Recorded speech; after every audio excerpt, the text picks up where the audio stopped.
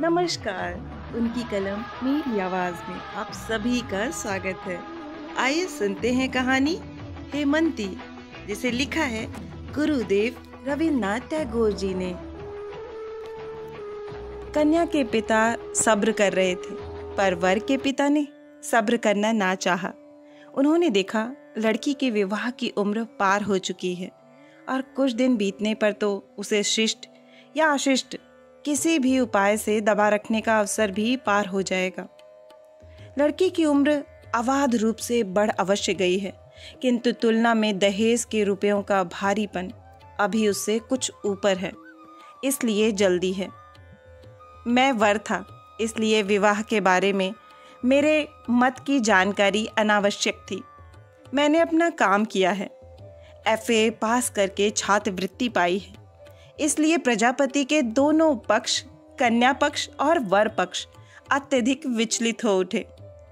हमारे देश में जिस व्यक्ति ने एक बार विवाह कर लिया, विवाह के बारे में उसके मन में फिर कोई उद्वेग नहीं रहता। नर मांस का स्वाद चख लेने पर मनुष्य के प्रति बाघ की जो मनोदशा होती है, स्त्री के संबंध में उसका भाव भी कुछ उसी प्रकार का हो जाता है। स्त्री का अभाव प्रतीत होते ही उसे दूर कर लेने में ही उन्हें कोई दुविधा नहीं होती, चाहे उनकी अवस्था जैसी भी हो और आयु कितनी भी क्यों न हो। जितनी दुविधा और दुश्चिंता सब हमारे नए लड़कों में ही दिखती है। विवाह के पुनः पुनः प्रस्ताव से उनके पिता पक्ष के सफ़ेद बाल खिजाब के आशीर्वाद से पुनः पुनः काले हो उठते हैं और प्रथम मध्यस्थता की आंच से ही लड़कों के काले बाल चिंता या फिक्र से एक रात में ही सफेद होने को हो आते हैं। सच कह रहा हूँ, मेरे मन में ऐसा कोई विषम उद्वेग पैदा नहीं हुआ, बल्कि विवाह की बातचीत से मेरे मन में जैसे वासंती बयार बहने लगी। कौतूहली कल्पना के किसलयों में मानो कोई कानाफूसी होने लगी, जिसे एडमंड बर्ग के फ्रेंच रिवॉल्यूशन के नोट की 5-7 कॉपियां कंठस्थ करनी होंगी। उसके लिए ऐसा भाव अनुचित है। मेरे इस लेख की यदि टेक्स्ट बुक समिति द्वारा अनुमोदित होने की जरा भी आशंका रहती तो सावधान हो जाता। लेकिन मैं यह क्या कर रहा हूँ? यह क्या कोई कहानी है जिसे लेकर उपन्यास लिखने बैठा हूँ? ऐसे सुर में मेरा लिखना शुरू होगा, यह क्या मैं जानता था? मन में था, कई वर्षों की वेदना से जो मेघ काले होकर जमा हुए हैं, उन्हें वैशाखी संध्या की तूफानी वर्षा के समान प्रबल वर्षण से निःशेष कर दूंगा। लेकिन मैं बाडला में शिशु पाठ्य पुस्तक तक नहीं लिख सका, क्योंकि संस्कृत मुग्ध बोध व्याकरण मैंने नहीं पढ़ा और ना काव्य रचना ही कर सका। वजह यह थी कि मातृभाषा मेरे जीवन में ऐसी पुष्पित न हो सकी जिससे अपने अंदर को बाहर प्रकट कर सकता। इसीलिए देख रहा हूँ, मेरे भीतर का शमशानचारी सन्यासी अट्ठहास द्वारा अपना ही परिहास करने बैठा है। बिना किए क्या करें? उसमें आंसू तलक सूख गए हैं। जेठ की प्रखर धूप ही तो जेठ का अश्रु शून्य रोदन है। मेरे साथ जिसका विवाह हुआ था उसका असली नाम नहीं कहूंगा, कारण विश्व के इतिहास में उसके नाम को लेकर पुरातत्ववेत्ताओं में विवाद की कोई आशंका नहीं है। जिस ताम्र फलक पर उसका नाम खुदा है, वह मेरा हृदय पट ही है। किसी समय भी वह पट और वह नाम विलुप्त होगा, ऐसी बात में सोच भी नहीं सकता। किंतु जिस अमृत लोक में वह अक्षय हो रहा है, वहां इतिहासकारों का आना जाना नहीं होता। मेरे इस लेख में उसका जैसा ही हो, एक नाम तो चाहिए ही। अच्छा तो उसका नाम दे डाला, शिशिर। शिशिर में भोर वेला की बात प्रातः वेला में आकर समाप्त हो जाती है। शिशिर मेरे से केवल 2 वर्ष छोटी थी, लेकिन मेरे पिता गौरी दान के पक्ष में ना हो ऐसी बात नहीं थी। उसके पिता उग्र भाव से समाज विद्रोही थे। देश में प्रचलित धर्म कर्म किसी में भी उनकी आस्था नहीं थी। उन्होंने जमकर अंग्रेजी पढ़ी थी। मेरे पिता उग्र भाव से समय के अनुगामी थे। मानने में बाधा हो ऐसी चीज हमारे समाज में सदर या अंदर में, ड्योढ़ी या पिछवाड़े के रास्ते में खोजे नहीं मिलती, क्योंकि इन्होंने भी अंग्रेजी जमकर पढ़ी थी। पितामह और पिता दोनों की ही विचारधाराएं विद्रोह की दो पृथक मूर्तियां थीं। कोई भी सीधी स्वाभाविक नहीं। फिर भी एक बड़ी उम्र वाली लड़की के साथ पिताजी ने मेरा विवाह कर दिया।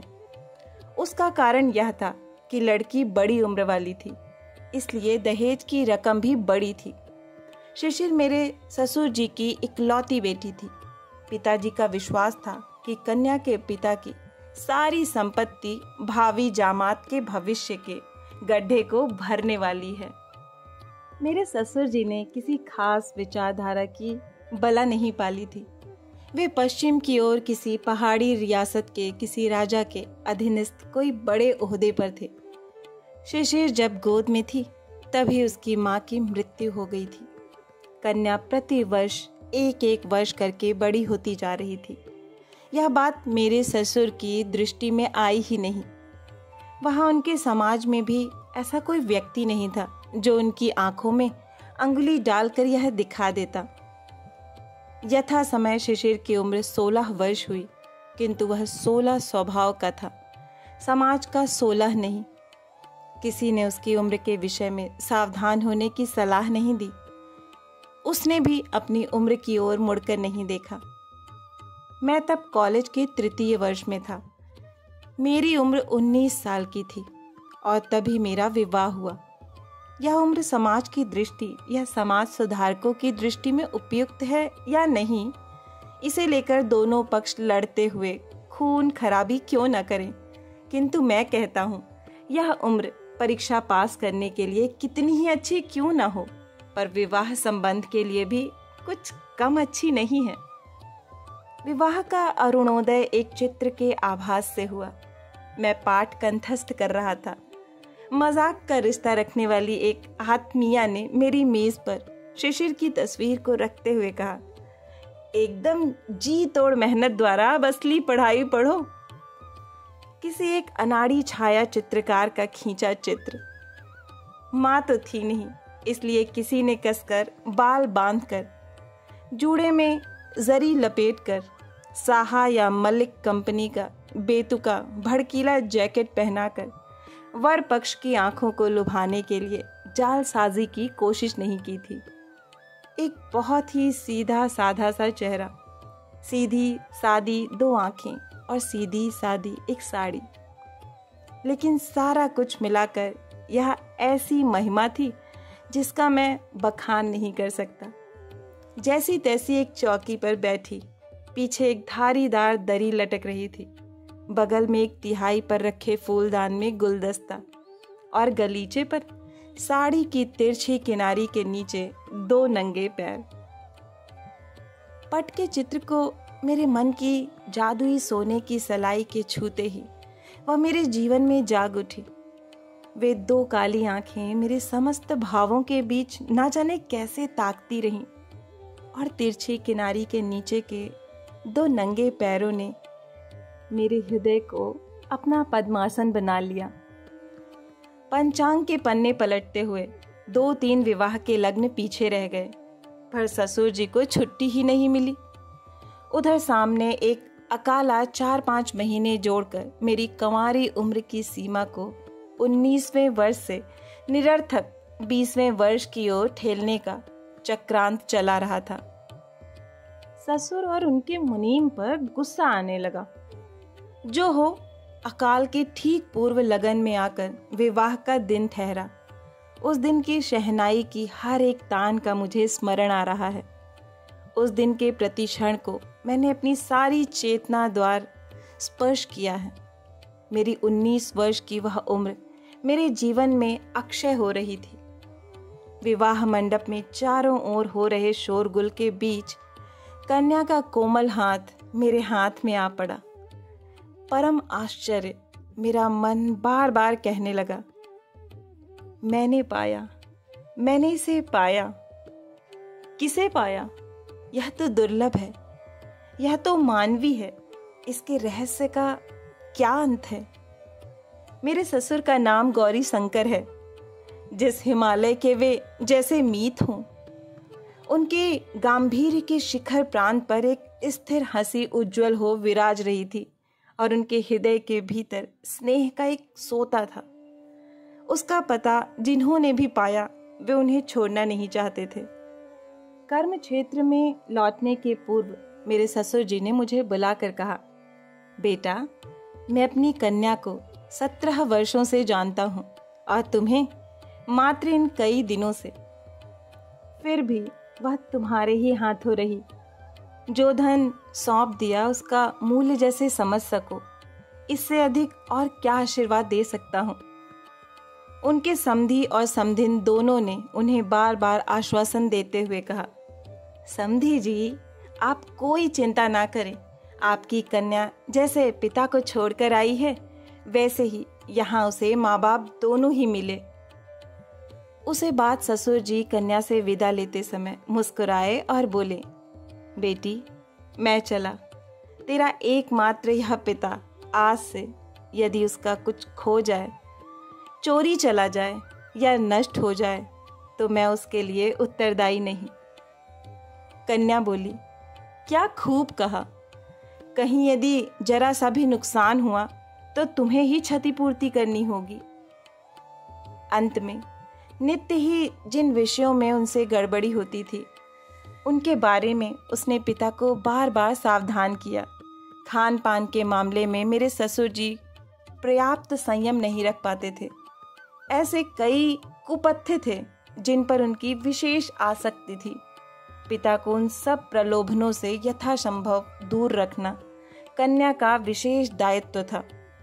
इसलिए आज उसने पिता का हाथ पकड़कर उद्वेग के साथ कहा, बाबूजी, तुम मेरी बात रखना, रखोगे ना?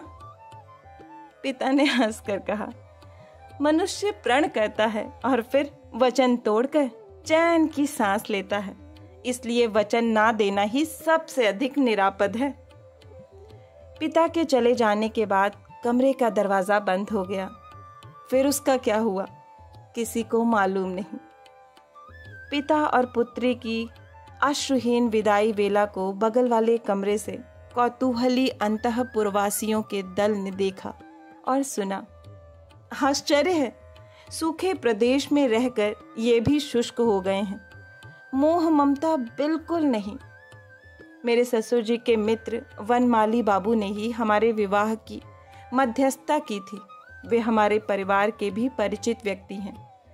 उन्होंने मेरे ससुर जी से कहा था, संसार में तुम्हारी तो केवल यही लड़की है, अब इन्हीं के बगल में किराए का घर लेकर यहीं जिंदगी बिताओ। उन्होंने कहा, जो दिया वह सारा निःशेष करके ही दिया, अब मुड़कर देखने से कष्ट ही होगा। अधिकार छोड़कर अधिकार जमाने जाने जैसी विडंबना दूसरी नहीं। सबसे अंत में मुझे अकेले में ले जाकर अपराधी की तरह संकोच से बोले, मेरी लड़की को पुस्तक पढ़ने का बड़ा शौक है और लोगों को खिलाना पिलाना बहुत पसंद है। इसके लिए समधी को परेशान करने की इच्छा नहीं होती। मैं बीच बीच में तुम्हें रुपए भेज दिया करूँगा।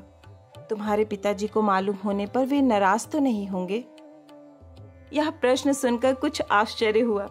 गृहस्थी में कहीं से अर्थ समागम होने पर पिताजी अप्रसन्न होंगे? उनका दिमाग इतना तो खराब कभी नहीं देखा। मानो मुझे घूस दे रहे हैं। इस प्रकार मेरे हाथ में 100 रुपए का नोट खोंसकर मेरे ससुर जी तेजी से चलते बने। मेरा प्रणाम तक ग्रहण करने के लिए सब्र नहीं कर पाए। बाद में देखा पॉकेट से रुमाल निकाला है। मैं स्तब्ध हो बैठ सोचता रहा। मन ही मन समझा, ये लोग दूसरी प्रकृति के मनुष्य हैं। अपने मित्रों में से बहुतों को विवाह करते देखा है। मंत्र पढ़ने के साथ ही साथ पत्नी को एकदम एक ही ग्रास में निगल लेते। पाक यंत्र में पहुंचकर कुछ देर बाद इस पदार्थ के नाना गुणावगुण प्रकट हो सकते हैं और क्षण क्षण पर आभ्यंतरिक उद्वेग उपस्थित होते रहते हैं, लेकिन रास्ते में कहीं कुछ भी नहीं अटकता। मैंने तो विवाह मंडप में ही समझ लिया था। दान के मंत्र द्वारा पत्नी को जितना पाया जाता है उससे गृहस्थी भले ही चल जाती है, लेकिन 15 आने बाकी ही रह जाते हैं। मुझे संदेह होता है अधिकांश लोग पत्नी से विवाह मात्र करते हैं, पाते नहीं और जान भी नहीं पाते कि पाया नहीं। उनकी पत्नी के पास भी अंत तक खबर पहुंचती नहीं। लेकिन वह तो मेरी साधना का धन थी, मेरी संपत्ति नहीं। वह मेरी संपदा थी। शिशिर, नहीं, इस नाम का प्रयोग अब नहीं चलेगा। एक तो यह उसका नाम नहीं, दूसरे यह उसका परिचय भी नहीं। वह तो सूर्य के समान ध्रुव थी। वह क्षण जीवनी उषा की विदाई की अश्रु बिंदु नहीं। क्या होगा गोपन रखकर? उसका असली नाम हेमंती है। मैंने पाया इस 17 वर्ष की लड़की पर यौवन का सारा प्रकाश आ पड़ा है, लेकिन अभी कैशौर्य के क्रोध से वह जगी नहीं। ठीक जैसे शैल शिखर के हिम पर प्रातःकालीन प्रकाश विदीर्ण हो रहा है, लेकिन बर्फ अभी गली नहीं। मैं जानता हूँ कि वह कितनी निष्कलंक शुभ्र है, कितनी निवीण पवित्र। मेरे मन में एक चिंता थी कि वह एक पढ़ी लिखी सयानी लड़की है, ना जाने कैसे मन पा सकूंगा। लेकिन थोड़े ही दिनों में मैंने पाया कि मन की राह के साथ पुस्तक की दुकान की राह का कहीं कोई टकराव नहीं। कब उसके सादे मन पर रंग लगा, आंखों में थोड़ा नशा सा छा गया। कब उसके तन मन जैसे उत्सुक हो उठे, यह ठीक नहीं बता सकूंगा। यह तो हुई एक सिरे की बात, इसका दूसरा सिरा भी है। उसे विस्तार से बताने का अब समय हुआ है। एक राजघराने में मेरे ससुर की नौकरी है। बैंक में उनके कितने रुपए जमा हैं, उस बारे में जनश्रुति ने कई तरह की संख्याएं स्थापना की हैं और कोई भी संख्या लाख के नीचे नहीं उतरी। इसका फल यह हुआ कि उसके पिता की बोली जैसे जैसे बढ़ती गई, हेम का आदर भी वैसे वैसे बढ़ता गया। हमारे घर के कामकाज और रीति रिवाज आदि सीखने को वह उत्सुक थी, पर मां ने अत्यधिक स्नेहवश उसे किसी भी काम में हाथ तक लगाने नहीं दिया। यहाँ तक कि हेम के साथ पहाड़ से जो दासी आई थी, यद्यपि उसे अपने कमरे में घुसने नहीं देती थी, तथापि उसकी जात के बारे में कोई सवाल इस डर से नहीं किया कि कहीं कोई अनचाहा जवाब सुनने को ना मिले। ऐसे ही दिन बीत सकते थे, लेकिन अचानक एक दिन पिताजी के मुख पर घोर अंधकार दिखाई पड़ा। मामला यह था कि मेरे विवाह पर मेरे ससुर ने 15,000 रुपए नगद और 5,000 रुपए के गहने दिए थे। पिताजी को अपने किसी दलाल दोस्त से यह खबर मिली है। इसमें से 15,000 रुपए उधार लेकर जुटाना पड़ा था, जिसका ब्याज भी कुछ कम नहीं। लाख रुपए की जनश्रुति तो बिल्कुल धोखा है। हालांकि मेरे ससुर की संपत्ति के परिमाण के बारे में मेरे पिताजी के साथ उनकी किसी प्रकार की कोई चर्चा कभी नहीं हुई।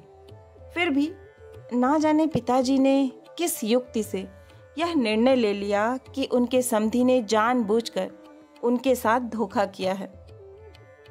पिताजी की एक धारणा यह भी थी कि मेरे ससुर राजा के प्रधानमंत्री के जैसे किसी ऊंचे पद पर हैं। पता लगाने पर मालूम हुआ कि वे वहां शिक्षा विभाग के अध्यक्ष हैं।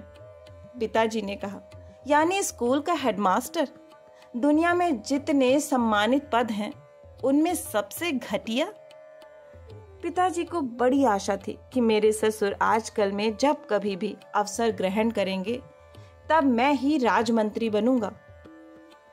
इन्हीं दिनों रास के उपलक्ष्य में गांव के परिजन हमारे कलकत्ते वाले घर में आ जमा हुए। लड़की को देखते ही उनमें कानाफूसी होने लगी। धीरे धीरे दबी छुपी कानाफूसी मुखर हो उठी। दूर के रिश्ते की कोई एक नानी कह उठी, अगर हमें हराएगी नहीं तो अपू बाहर से बहू लाने ही क्यों जाता। मेरी माँ भी चीख कर बोली, हे, यह कैसी बात है। बहू की उम्र तो अभी 11 से अधिक नहीं, अगले फागुन में 12वें में पैर धरेगी। पश्चिमी इलाके में दाल रोटी पर पली बढ़ी है, इसी से इतनी बड़ी दिखती है। नानियों ने कहा, बेटी अभी हमें अपनी आंखों से इतना कम तो सूझता नहीं। कन्या पक्ष ने अवश्य ही तुम लोगों से उम्र के बारे में धोखा किया है। माँ बोली, हम लोगों ने तो जन्मपत्री तक देखी है। बात सच है, लेकिन जन्मपत्री में ही इसका प्रमाण है कि लड़की 17 साल की है। वृद्धाएं बोली, जन्मपत्री में क्या धोखाधड़ी नहीं चलती? इस बात पर भारी बहस हुई, यहाँ तक कि झगड़ा हो गया। इतने में हेम वहां आ पहुंची। किसी एक नानी ने पूछा, नई बहू तुम्हारी उम्र क्या है, बताओ तो भला। माँ ने आंखों से इशारा किया। हेम उसका मतलब नहीं समझी, बोली 17। माँ अधीर होकर बोल उठी, तुम जानती नहीं। हेम ने कहा, मैं जानती हूँ, मेरी उम्र 17 वर्ष है। नानियों ने एक दूसरे की देह को बिना कुछ बोले हौले से दबाया। बहू की बेवकूफ़ी से चिढ़कर माँ बोली, तो तुम सब जानती हो, तुम्हारे बाबूजी ने तो बताया था तुम्हारी उम्र 11 की है। हेम चौंक कर बोली, बाबूजी ने बताया है? कभी नहीं। माँ ने कहा, तुमने तो बड़ी हैरानी में डाल दिया। समधी ने मेरे सामने अपने मुंह से कहा और लड़की कहती है कभी नहीं। यह कहते हुए दोबारा आंखों से इशारा किया। अब की बार हेम इशारे का अर्थ समझ गई। वह स्वर को दृढ़ करती हुई बोली, बाबूजी ऐसी बात कभी नहीं कह सकते। माँ का स्वर तेज हो गया। वे बोली, तू मुझे झूठी कहना चाहती है? हेम ने कहा, मेरे बाबूजी कभी झूठ नहीं बोलते। इसके बाद माँ उसे गालियां बकने लगी और बेबात की कालिख बढ़ती फैलती चारों ओर फैल पुत गई। माँ ने गुस्से में पिताजी के पास वधू की मूढ़ता और उसे भी अधिक जिद्दी स्वभाव की शिकायत की। पिताजी ने हेम को बुलाकर कहा, अविवाहिता लड़की की उम्र 17 हो, यह भी कोई बड़े गौरव की बात है क्या, जिसके लिए ढिंढोरा पीटते हुए घूमना होगा? हमारे यहाँ यह सब नहीं चलेगा, बता दिया। हाय रे भाग्य! अपनी बहू के प्रति पिताजी का वह मधु मिश्रित पंचम स्वर आज एक बारगी ऐसे उस्ताद बाज खां के घोर षड्ज में कैसे उतर आया? हेम ने व्यथित स्वर में प्रश्न किया, कोई यदि मेरी उम्र पूछे तो क्या बताऊं? पिताजी बोले, झूठ बोलने की कोई जरूरत नहीं। तुम कहना मैं नहीं जानती, मेरी सास जानती हैं। झूठी बात किस तरह ना कही जाए, यह उपदेश सुन हेम कुछ इस प्रकार चुप हो रही कि पिताजी ने समझा उनका सदुपदेश एकदम बेकार ही गया। हेम की दुर्गति दुख के बारे में क्या करता? उसके सामने सिर नीचा हो गया। उस दिन देखा, सोचा मैं इन लोगों को नहीं पहचानता। उस दिन एक कीमती जिल्द चढ़ी अंग्रेजी कविता पुस्तक उसके लिए खरीद लाया था। पुस्तक को उसने हाथ में लिया और धीरे धीरे गोद में रख दिया। एक बार खोलकर देखा तक नहीं। मैंने उसके हाथ को पकड़कर उठाते हुए कहा, हेम, मुझ पर नाराज ना होना। मैं तुम्हारे सच पर कभी आघात नहीं करूंगा। मैं तो तुम्हारे सत्य के बंधन में बंधा हूं। हेम ना बोली, ना ही तनिक मुस्कुराई। विधाता ने ऐसी मुस्कान जिसे दी है, उसे कुछ बोलने की जरूरत नहीं। पिताजी की आर्थिक प्रगति के बाद से देवता के अनुग्रह को स्थायी करने के लिए नए उत्साह से हमारे घर में पूजा अर्चना होने लगी। अब तक उन सारे अनुष्ठानों में घर की बहू की बुलाहट कभी नहीं होती। एक दिन नई बहू को पूजा की सामग्री लगाने का आदेश मिला। उसने पूछा, माँ, जरा बताओ क्या करना होगा? इसमें किसी से सिर पर आकाश टूट पड़ने की बात नहीं थी, क्योंकि सभी जानते थे कि कन्या मातृहीन प्रवास में पली है। लेकिन वहां तो हेम को लज्जित करना ही इस आदेश का लक्ष्य था। सभी गाल पर हाथ रखकर बोले, अरे मैया, यह कैसी बात? यह किस नास्तिक के घर की बेटी है? अब इस घराने से लक्ष्मी विदा होने को चली हैं। इसमें अधिक देर नहीं। इस उपलक्ष्य में हेम के पिता को लक्ष्य कर जो नहीं कहने योग्य था वह भी कहा गया। जब से कटुक्तियों की हवा चली है, हेम ने बिल्कुल चुप्पी साध कर सब कुछ सहा है। एक दिन के लिए भी किसी के सामने उसने आंख से आंसू नहीं गिराए। आज उसकी बड़ी बड़ी दोनों आंखों को प्लावित करती आंसू की धारा बह चली। वह उठकर खड़ी हो बोली, आप लोगों को मालूम नहीं कि उस देश में मेरे बाबूजी को सब ऋषि कहते हैं। अच्छा, ऋषि कहते हैं? हंसी का जोरदार ठहाका लगा। इसके बाद उसके पिता का जब भी उल्लेख आता प्रायः कहा जाता, तुम्हारे ऋषि पिता। इस लड़की की सबसे अधिक दुखती रग कहाँ है, इसे हमारे घर वालों ने समझ लिया था। वस्तुतः मेरे ससुर तो ब्राह्मण हैं और न ईसाई, कदाचित नास्तिक भी नहीं होंगे। देवार्चना की बात उन्होंने किसी दिन सोची भी नहीं होगी। कन्या को उन्होंने बहुत पढ़ाया लिखाया सुनाया, लेकिन एक दिन के लिए भी देवता विषयक कोई उपदेश उसे नहीं दिया। वनमाली बाबू ने इस विषय में उनसे एक बार प्रश्न किया था। उन्होंने उत्तर दिया, मैं जो खुद नहीं समझता उसे सिखाने जाना मात्र कपट भरी सीख होगी। अंतःपुर में हेम की एक सच्ची भक्तिन थी। वह मेरी छोटी बहन नारनी। वह भाभी को बहुत चाहती है। इससे उसे बहुत तिरस्कार सहना पड़ता। संसार यात्रा में हेम को जो अपमान सहने पड़ते वह मैं उसी से सुनता। एक दिन के लिए भी मैंने कभी भी हेम से कुछ नहीं सुना। वे सारी बातें संकोचवश वह होठों पर नहीं ला पाती। वह संकोच भी खुद अपने लिए नहीं था। हेम को अपने पिता के पास से जितने पत्र मिलते वह सब मुझे पढ़ने देती। पत्र छोटे किंतु रस भरे होते। वह भी अपने पिता को जितने पत्र लिखती सब मुझे दिखाती। पिता के साथ उसके संबंधों को मेरे साथ ना बांटने पर उसका दाम्पत्य पूरा ही नहीं हो पाता था। उसके पत्रों में ससुराल के बारे में किसी प्रकार की शिकायत का इशारा तक नहीं होता। ऐसा होने पर विपद हो सकती थी। नारायणी से ही सुना था कि ससुराल के बारे में वह क्या लिखती रही है। यह जानने के लिए बीच बीच में उसके पत्र खोले जाते हैं। पत्रों में अपराध का कोई प्रमाण ना पा ऊपर वालों का मन शांत हुआ हो, ऐसा नहीं। शायद उसमें उन्हें आशा भंग का दुख ही मिला हो। बड़ी खीज में भरकर वे कहने लगे, इतनी जल्दी जल्दी पत्र क्यों आते हैं? पिता ही सब कुछ है, हम लोग क्या कोई नहीं? इसे लेकर बहुत अप्रिय बातें होने लगी।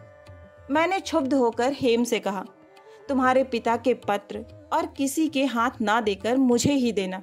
कॉलेज जाते हुए मैं पोस्ट कर दूंगा।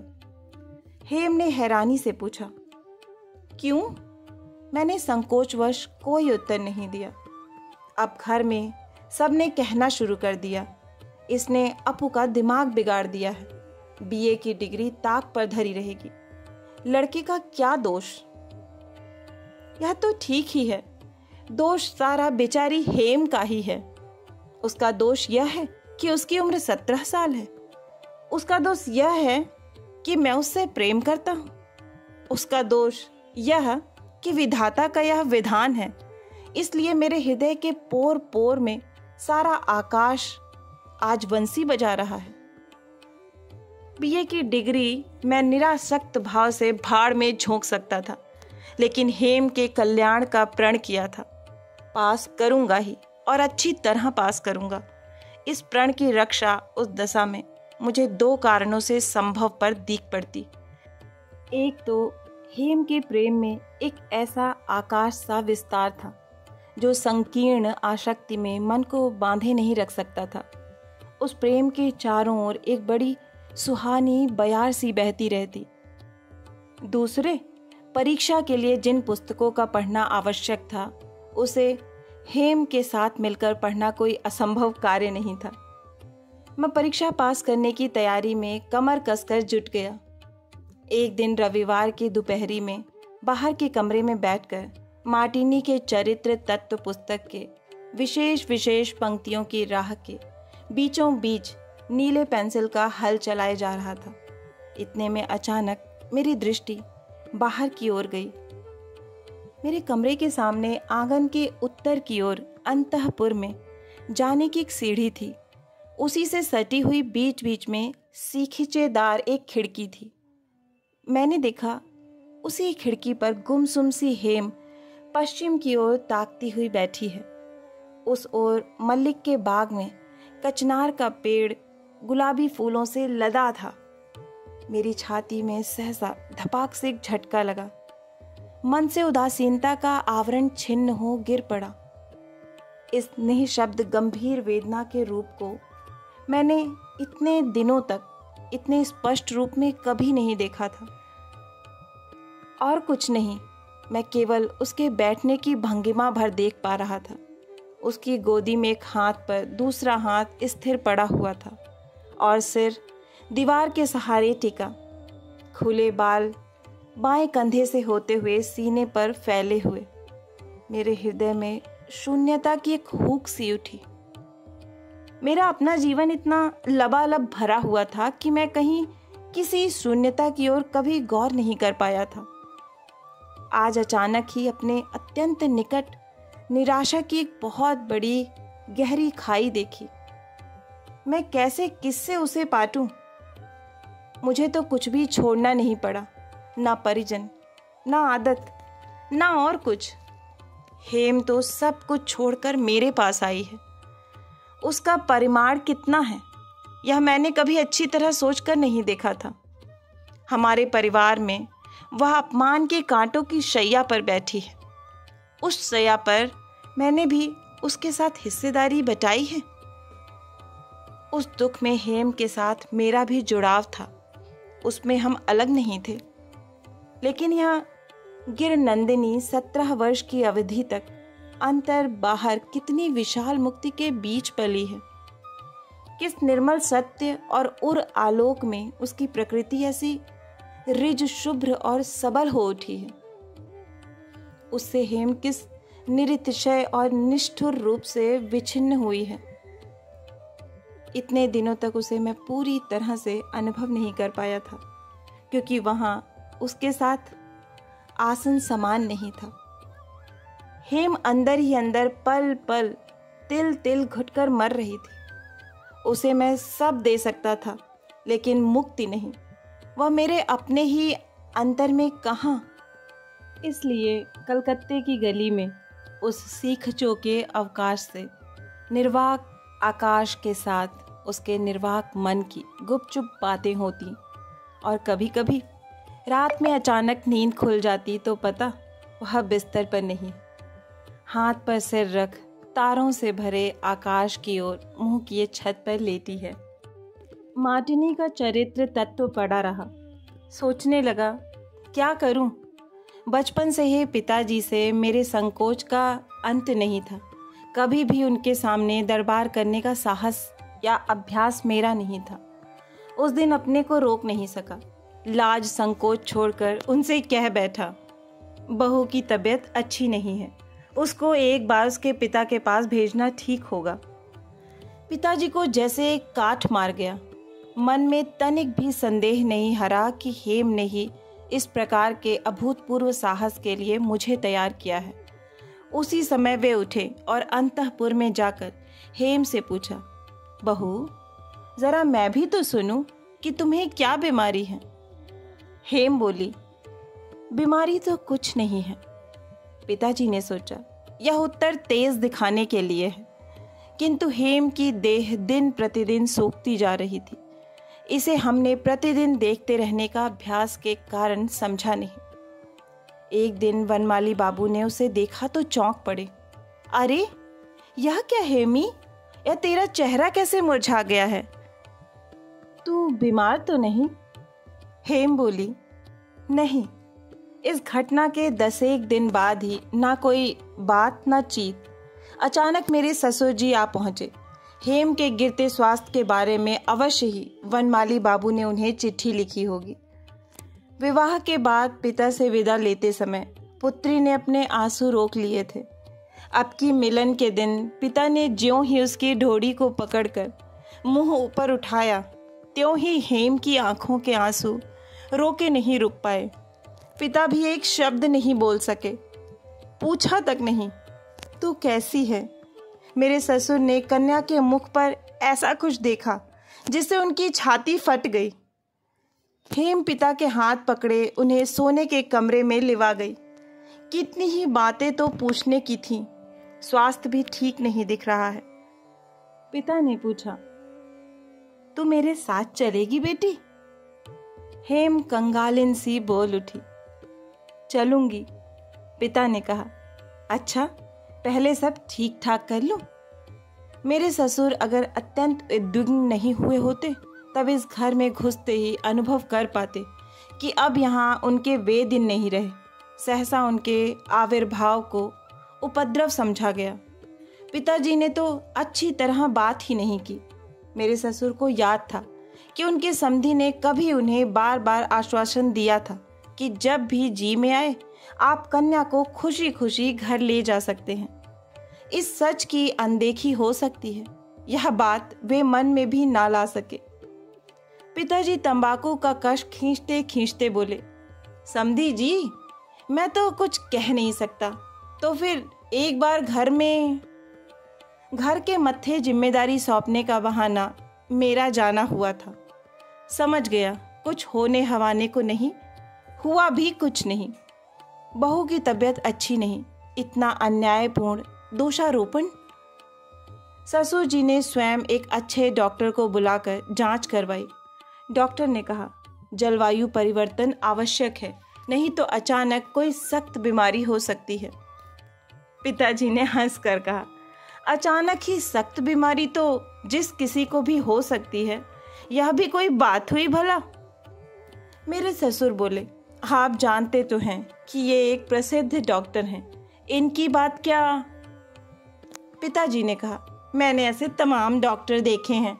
दक्षिणा के बल पर सारे पंडितों के पास से हर तरह के विधान मिल सकते हैं और सभी डॉक्टरों के पास से सभी रोगों का प्रमाण पत्र मिल सकता है। इस बात को सुनकर मेरे ससुर बिल्कुल स्तब्ध हो रहे। हेम ने समझा उसके पिता का प्रस्ताव अपमान के साथ अग्राह्य हुआ। उसका मन एक बारगी काष्ठवत हो गया। मुझसे और ना सहा गया। मैंने पिताजी के पास जाकर कहा, हेम को मैं ले जाऊंगा। पिताजी गरज पड़े, इतनी हिम्मत तुम्हारी? आदि इत्यादि। मित्रों में से किसी ने मुझसे पूछा, जो कहा वह किया क्यों नहीं? पत्नी को जबरदस्ती घर से बाहर क्यों नहीं ले गया? क्यों नहीं ले गया? क्यों? यदि लोक धर्म के लिए सत्य धर्म को ना ठेलूं, यदि घर के लिए घर के व्यक्ति की बलि न चढ़ाऊं, तो मेरे रक्त में युग युग से चली आ रही जो शिक्षा है वह किस लिए है? तुम लोगों को पता है, जिस दिन अयोध्या के लोगों ने सीता के निर्वासन की मांग की थी, उन्हीं में मैं भी तो था और उस निर्वासन की गौरव गाथा का युग युग से जो गान करते आए हैं, मैं भी तो उन्हीं में से एक हूँ। और मैंने ही तो उस दिन लोक रंजन के लिए स्त्री परित्याग के महत्व का वर्णन कर एक मासिक पत्र में लेख लिखा था। हृदय के रक्त से मुझे किसी दिन दूसरी सीता के निर्वासन की कहानी लिखनी होगी, यह कौन जानता था। पिता पुत्री की विदाई का क्षण एक बार फिर आ पहुंचा। इस बार भी दोनों के चेहरे पर मुस्कान विराज रही थी। कन्या ने हंसते हंसते झिड़कते हुए कहा, बाबूजी, अगर फिर कभी तुम मुझे देखने के लिए इस तरह दौड़े भागे इस घर में आए तो मैं कमरे का दरवाजा बंद कर लूंगी। पिता ने हंसते हंसते कहा, अगर फिर कभी आया तो सेंध लगाने के लिए सब्बल भी साथ ही लेकर आऊंगा। इसके बाद हेम के चेहरे पर की वह चिर परिचित स्निग्ध मुस्कान फिर कभी एक दिन के लिए भी नहीं दिखी। उसके बाद फिर क्या हुआ, यह बात मुझसे कही नहीं जाएगी। सुन रहा हूं, मां लड़की खोज रही है। शायद एक दिन मां का अनुरोध अस्वीकार ना भी कर पाऊं, यह भी संभव हो सकता है। इसकी वजह जाने भी दीजिए, और क्या ज़रूरत। आशा है कि यह हृदय स्पर्शी कहानी आपको बहुत ही पसंद आई होगी। अगर पसंद आई है तो मुझे प्रोत्साहित करने के लिए एक लाइक करें, अपनों के साथ ज़्यादा से ज़्यादा शेयर करें।